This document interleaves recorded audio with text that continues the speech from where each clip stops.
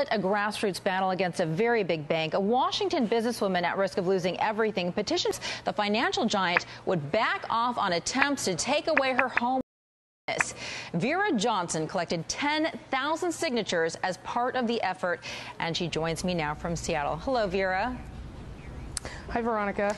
Listen, I understand you turned in the signatures to the bank just on Tuesday, right? What was their reaction? What did they say? Well, I think they were actually kind of visibly shaken by it. I did not actually meet with the same person this time. They did tell me last week that I would have one point of contact, but I think they were visibly shaken. There was a camera. I did try to take a picture of that exchange, but they asked us to turn the camera off.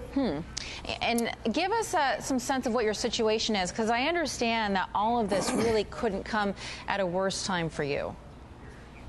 Well, I started trying to get a loan modification 18 months ago, 10 months before I was even at all behind on my mortgage.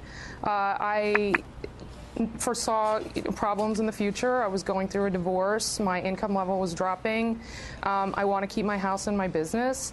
So I started contacting the bank and trying to work with them to do a loan modification. And I went through March 3rd of last year is when I first called Bank of America and tried foreclosure. So I turned in all the paperwork again and again and again. I have folders and folders and folders full of repeatedly submitted documents. So when it got to the actual divorce time and my income level dropped, I had been turned down for my loan modification from Bank of America. And so I got behind, and I started sending them payments through certified mail. You know, I'm curious, a petition, signatures, now you have 10,000 of them. What are you hoping to achieve here, and why did you decide to go down this route? Because my house and my job are at stake. They told me at one point that I needed to be so far behind in my payments.